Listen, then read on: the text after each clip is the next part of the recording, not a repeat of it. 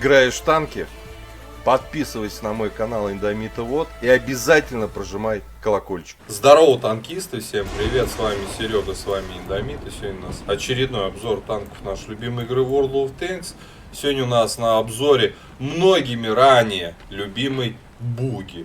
Польский средний танк 6 уровня, проходная прокачиваемая ветка. Многие любили на этой тачке раньше покатать с фугасницей. А сейчас у нас фугасы понерфили. Соответственно, насколько этот танк адекватен на топовой своей пушке на фугаснице в нынешнем рендоме, сегодня мы как раз с вами это и поглядим, посмотрим. Ну давайте сначала посмотрим бронирование данного агрегата. Погнали. Итак, вот наш Буги.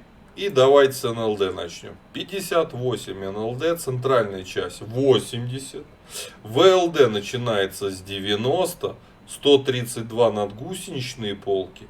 Вот здесь уже система везде пишет рикошет по корпусу. Почему? Потому что хорошие углы склонения. И вся эта броня закруглена, как на старших средних танках. На всяких проджетах 65-х и подобных. То есть этому танку верхнюю часть, да вообще в целом в ВЛД лучше не стрелять. Уж стреляйте в центральную часть, либо в НЛД. Что касается, это средний танк такое бронирование имеет, да. Что касаемо башни, у нас в центральной части башни 100 мм, вот здесь уже 140 мм. С краю рикошет, там 170. Лючок у нас дырявый, 65. Вверху планка, вот эта, она не бьется. Вот это, точнее, 78. Рикошет. Здесь у нас 133 бронирование. Поэтому, как для среднего танка, лобовое бронирование у него вполне себе годное. Смотря под каким углом вы будете попадать, рикошеты от него часто отлетают.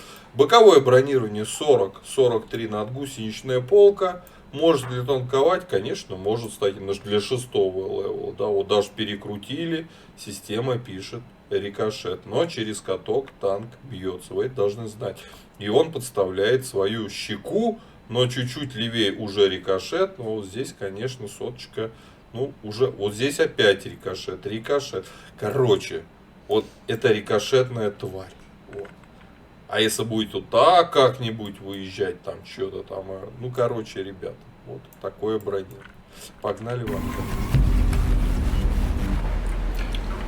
Так, с мыльницы сета по броне разобрались. Рикошетное чудовище с броней, средний танк универсальный. Давайте глядеть основные модули.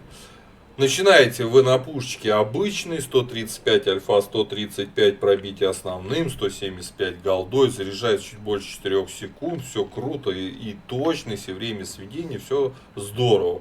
Еще у нас будет прилагаться вот такая пушка 7 уровня с альфой 240, 156 пробитие основным, 198 голдой, заряжается невероятно долго, 9 секунд, точность говно 0,42, сведение тоже ужасное, 2,6 секунды, да, вот, но в нынешнем рендоме, наверное, все-таки эта пушка будет более актуальна, нежели вот это, как считается, топовое, фугасное, 100-миллиметровое короткоствольное орудие. 410 урон фугасом с пробитием в 53 и 168 пробития бронебойный снаряд, но альфа уже 300. Заряжается пушка 8,3 секунды, 0,5 разброс, невероятно она неточная, невероятно просто на ней тяжело играть. Время сведения космические 3 секунды. Вы это будете ощущать постоянно. Поскольку вы средний так, рекомендую качать топовую рацию, хоть что-то вам прибавит. Движок нам тоже нужен, 700 лошадей против 550. Если вы топовый движок не выкачаете, вы на этом танке обстрадаетесь. Как только выкачаете топовый двигатель, танк сразу хоть как-то поедет. А он даже с топовым двигателем едет, ну такое себе, между средним и тяжелым танком. По топовой ходовой тут все просто, качать обязательно. Плюс 3 градуса, потому что танк на месяц крутится очень вяло. Обязательно качать. По полевой модернизации, кстати, мы можем себе позволить 2 уровня закачать. Вот, по полевой модернизации Мгм. Однозначно легкосплавные узлы крепления. А в четвертом блоке, ну тут надо прям выбирать между точностью и временем сведения. Ну точность 0,5 прям совсем говно, поэтому плавающий прицел хоть что-то там даст. Так, здесь мы что будем ставить? Максимальную скорость назад, скорость ремонта ходовой. Лучше, наверное, незаметность. Но реально, все-таки средний танк. Теперь идем смотреть оборудование для этого танка. В основной слот, да, еще дополнительно буст ставим обязательно. Ставим турбину. Да, потому что без турбины, без топового двигателя в модулях это просто жесть, а не танк. Ставим обязательно усиленные приводы наводки, потому что с этим у нас все очень плохо. И ставим, конечно же, досылатель. Я считаю, это оборудование прям для этой пушки. По снаряду у нас осколочно-фугасный летит 785, ББХ обычно. Голды, ну здесь вот ББХ как бы голдовый снаряд, да, стоит 4930 летит. Вот, на фугасах попробуем поиграть, но предвижу, что полное говно. Вот прям надо пробивать, а пробитие 53. Вот, по снаряжению ремка, аптечка, огнетушитель, желательно автоматически. Я экипаж посадил с СС-53 со старшего танчика, за голду не переобучал даже для обзора, поэтому поставил допаек, чтобы минимизировать те самые потери. Перки для экипажа вы сейчас видите в таблице на экране. По УВН у нас все вполне себе неплохо. Минус 8. А помня, что у нас неплохая достаточно, как для среднего танка, бронирование в башне и очень рикошетная ВЛД. Вот эти самые углы вертикальной наводки минус 8, они нам реально будут помогать в боях. На тех картах, где нам нужен УВН, да, 840 хп вполне себе, прям даже много, как для среднего танка. По мобильности 60 вперед, 14 назад, 19,52 на тонну удельная мощность лошадей, да, но эти 60 он не набирает даже с горы. То есть максимально возможная скорость этого танка это до 50. От 45 до 50. Крейсерская его скорость от 40 до 45. Не едет он ни хрена. Вот. По незаметности у нас перк незаметности только качается у экипажа. Вот, соответственно, здесь пока скромные параметры, но реально танк не очень уж прям. Он длинный какой-то, да, но не уж супер высокий. Поэтому незаметность неподвижной машины при такой сборке оборудования будет больше 30, движений больше 20 впоследствии. Вот, по обзору у меня 358 плюс штраф, вернее минус штраф, там минус 20 метров, так был бы 370 танк, как СТХ слеповатый. Но это такая СТХ тяжелый танк, то есть промежуточное звездно. Вроде и броня есть, вроде и подвижная, но в то же время из-за брони она хреново подвижная. Ну, вы сами это сейчас все увидите в бою. Вот. По плюсам и минусам. По плюсам броня есть, как для СТшки, прям факт. По плюсам, в принципе, неплохая незаметность. Минус обзор говно. По пушке в нынешнем рендоме именно фугасное орудие, полный кусок дерьма. Вот, поехали уже пробовать эту пуху. Погнали. Так, у нас буги, попали мы на Прохоровку, попали в одноуровневый бой. Обзор боем у нас средний танк Польши, буги. Проходная прокачиваемая ветка, 6-й левел. Да. С нашим сведением пушки сейчас оно самое, на Прохоровке воевать. Ладно, шутим, поедем на первую линию. Попрем, поползем. Гля, как у нас трос красиво натянут. А чей-то на нем столько тросов уже за перед зацеплены. Я так понимаю, наверное, ломается часто.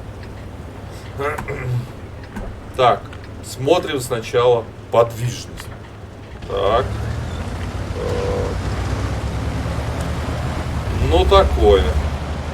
Вроде бы и не тяжелый, и не средний танк по скорости. Такая скорость промеж. говно. Так, по подвижности уже видим. Такое себе. Не сказать, что плохо, но и не сказать, что хорошо.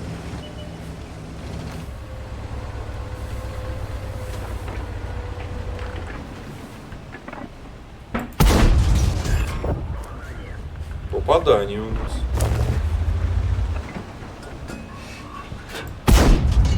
О! Есть попадание. Такие вот у нас. А чем это, мол, фугасом? Я же даже не ожидал, что это. А сказал, что фугасный, да. Вот такие фугасы в ЛТ попаданий.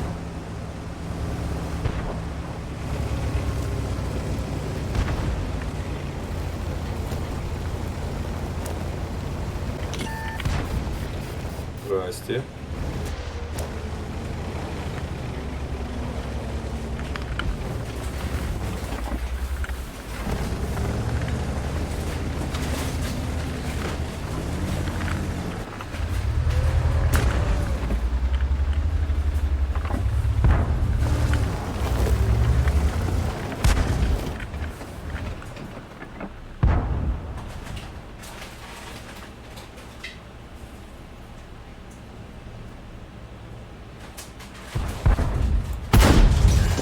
Стоямба.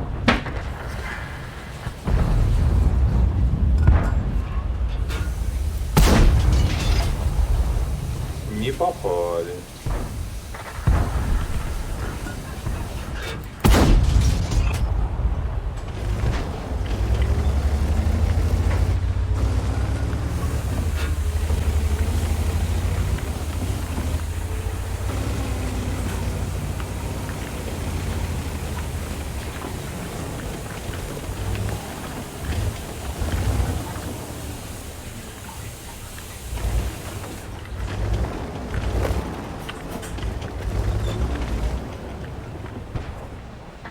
Посветим, попытаемся. Да.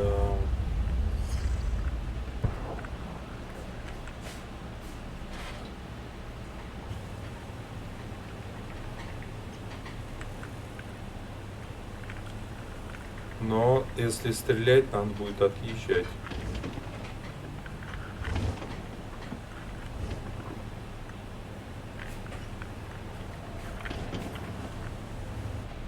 Все, замерли. Нас не видно, мы мыльница. ЛТшек черти сколько в бою, а на засвет подъехал я. Да, круто.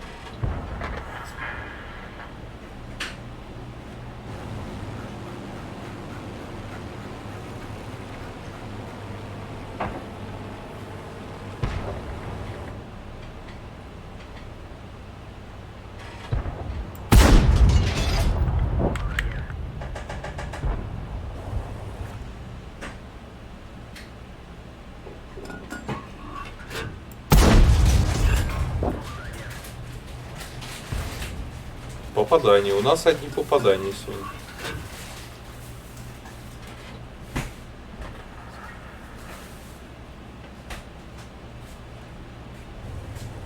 Слушай, чувак, езжай, я здесь отсюда стреляю, не свечусь. Крадешься. Он даже как будто не едет, его как будто толкают. Попадания у нас. У нас одни попадания.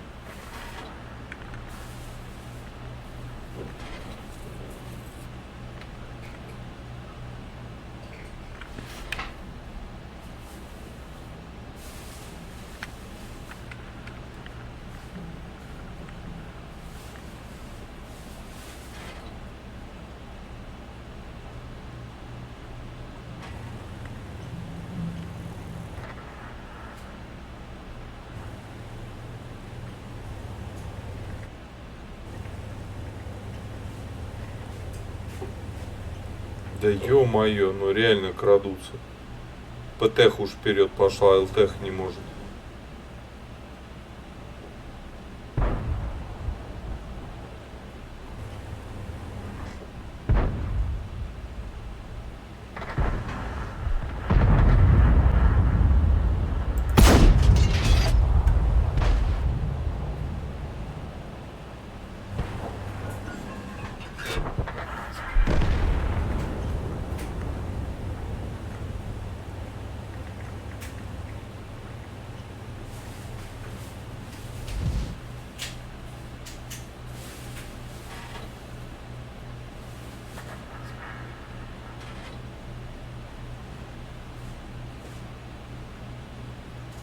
вперед-то поедешь.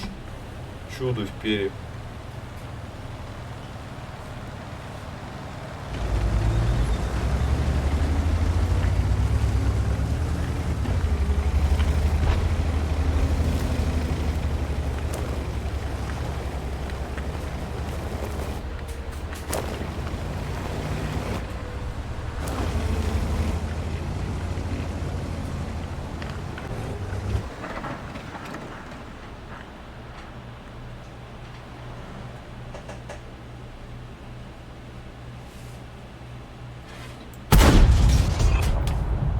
Промазали.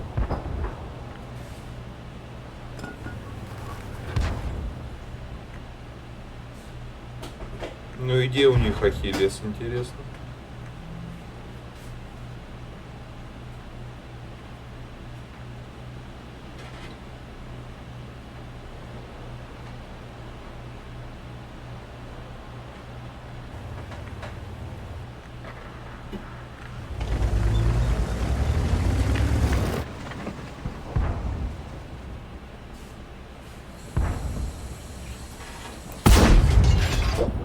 Ну куда снаряды-то летят? Чё за хрень? Жуть вообще.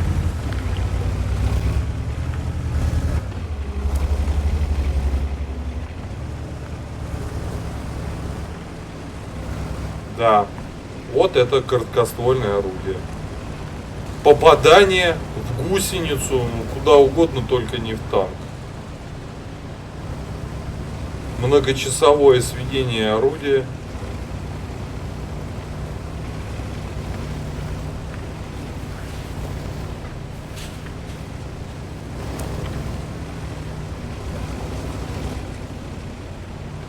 Ну, квасок.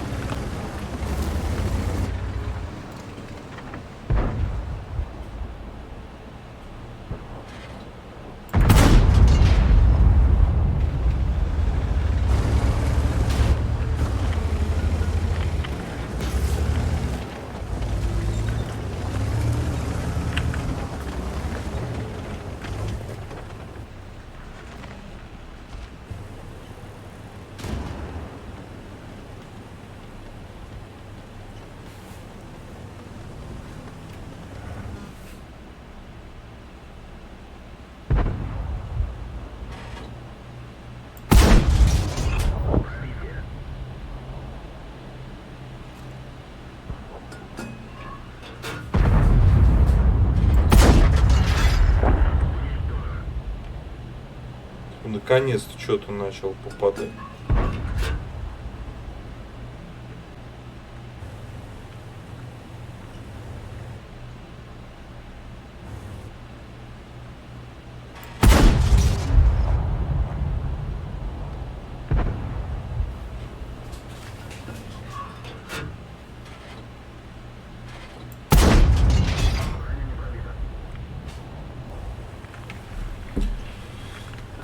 Броня не побрита.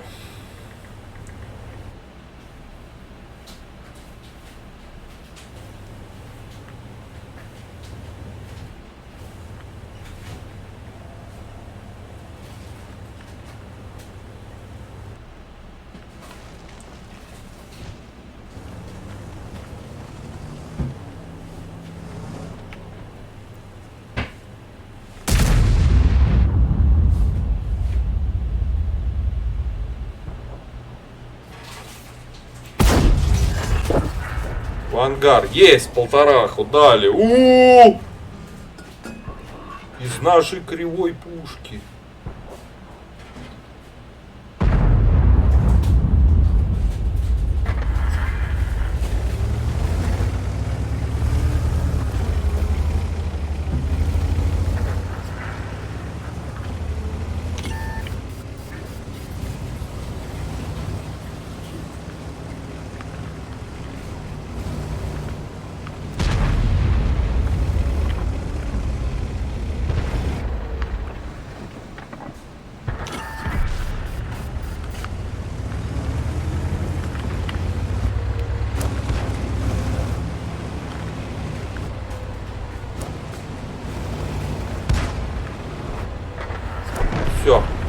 нормально.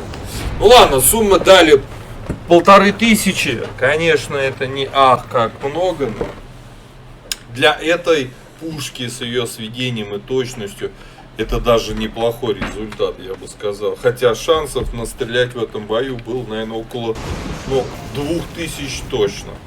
Просто картошка не соизволила нам дать этот урон. Вот. По танку подвижность дерьмо. Пушка сводится хреново. На фугасах, после того как фугас понерфили в нашей игре, пушка не особенно актуальна, приходится пересаживаться на бронебойные снаряды. Ну а со скоростью полетов и точностью этого орудия вы сами все видели, все ясно и понятно. Поэтому по пятибалльной системе этому танку я ставлю твердую 3 с минусом. Получать удовольствие, как раньше на буге, в нынешнем рандоме уже не получится. Вот. Пишите свои комментарии, как вам эта машина, может кто-то на ней до сих пор играет, еще на фугасах, да, какое вы тогда используете оборудование. Ну и, конечно, ставьте лайкосы, подписывайтесь на мой канал. А я вам говорю, до скорых встреч, пока-пока. Играешь в танки? Подписывайся на мой канал Индомита Вот и обязательно прожимай колокольчик.